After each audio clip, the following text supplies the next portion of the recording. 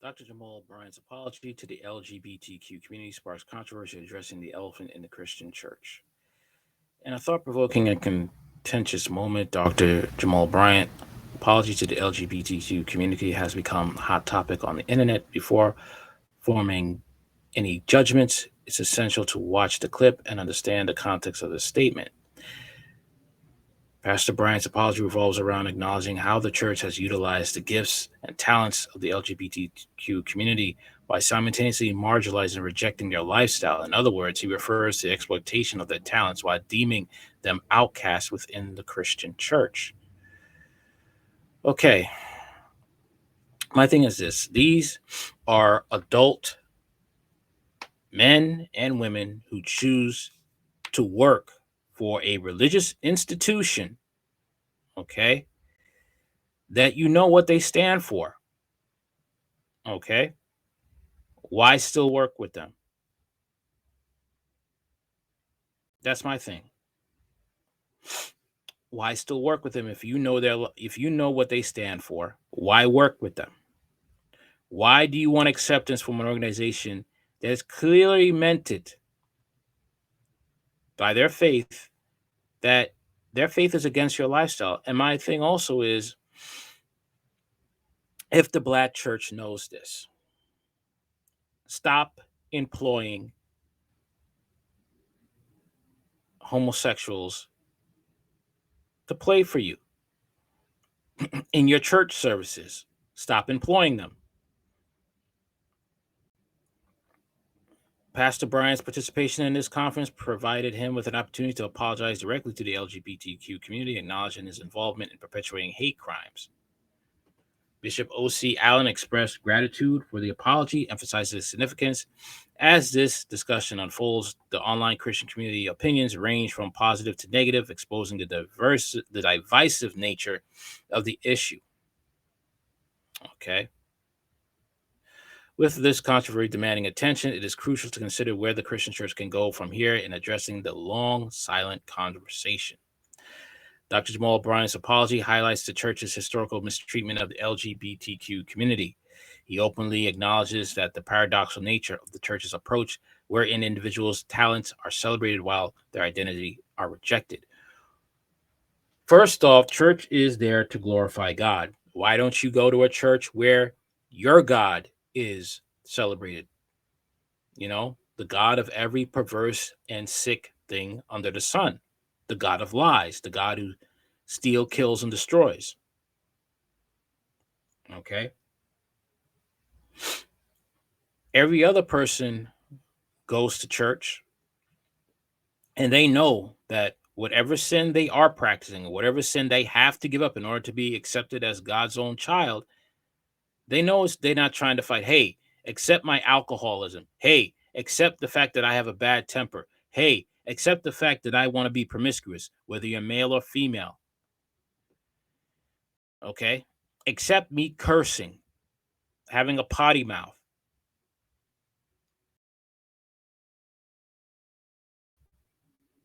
Every other person understands whether they want to play around, play ignorant or not, that God does not tolerate their behavior, and neither will He tolerate the lifestyle of a person who's into the rainbow community. Okay. By confronting this issue head on, Pastor Bryant aims to bridge the gap between the Christian church and the LGBTQ community. Oh boy. His admission of participating in hate crimes underscores the need for introspection and growth within the Christian faith.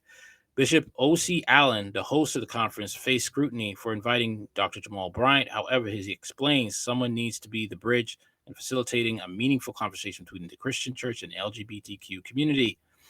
This intention raises questions about how to bridge the gap effectively. In a pivot moment, Bishop Allen challenges Dr. Bryant to articulate his vision for bringing these two communities together. There is no bringing these two communities together at all. They are to leave their lifestyle and humble themselves before God to be accepted as part of His church. Other than that, there is no bridge to be built. People of the rainbow community stay on their side. people of the church community, the called out ones, stay on their side. And the rainbow alphabet community will no longer be going to churches that don't accept their lifestyle. That's it. Stop performing, stop doing music for church services. That's it. Dr. Bryant's response highlights the controversial nature of the gospel and the absence of affirmation within Christendom. He emphasizes that faith involves risk and encourages Christians to step out of their comfort zones, drawing a parallel to the biblical story of Peter walking on water. This controversy surrounding the treatment of the LGBTQ community within the Christian church has long been silently brewing. The elephant in the room has become too significant to ignore, demanding a genuine and open dialogue. The question arises, where does the Christian church go from here? It is crucial to acknowledge that this is a complex and multifaceted issue. No, it is not, requiring sincere engagement, empathy, and a willingness to challenge long-held beliefs and traditions. To progress, the Christian church must engage in transformative conversations that allow for growth and understanding. This entails examining the inherent biases and prejudices that have shaped its treatment of the LGBTQ community. By fostering an environment of inclusivity, empathy, and love, the Christian church can strive to create a more accepting and affirming space for all individuals. This is out of the pit of hell. You want people to accept your lifestyle. That's what it is. You don't want to repent. You don't want to change to conform to the image of Christ, just like any other soul that wants to be part of God's church. You want special privileges. No. Some individuals have raised concerns about Dr. Jamal Bryant's role as a pastor and his adherence to biblical teachings when it comes to the LGBTQ community. They question whether he was present at the conference to preach or engage in genuine conversation. The underlying issue revolves around reconciling personal beliefs with the need for open dialogue and understanding. While the Bible may offer guidance on various matters, it is important to recognize that conferences like these provide an opportunity to bridge the gap and foster understanding rather than solely relying on preaching or imposing theological perspectives. Well, that's the point of the gospel, is to preach the gospel, and if they do not listen, dust your feet off and go to the next town. Not trying to build a bridge to compromise the Christian faith. Because the next thing, like I said before in the last video, Pastor Jamal Bryant will be trying to apologize to pedos now. That's it. Because that's who hides in the LGBTQ community. This raises broader questions about how the Christian faith can navigate discussions surrounding the LGBTQ community while staying true to its core beliefs. It highlights the delicate balance between religious doctrine and the importance of an inclusive and compassionate conversations. No, we don't need to be inclusive. This is why the Black church is such a flaming hot joke, because they're not willing to excommunicate and get rid of false teachers like Pastor Jamal Bryant and to exclude him from fellowship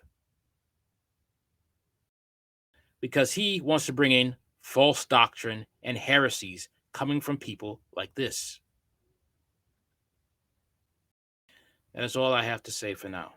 Please hit the like button. Help this video go through the algorithm so others could hear the gospel. Like, share, comment, and subscribe. God bless you.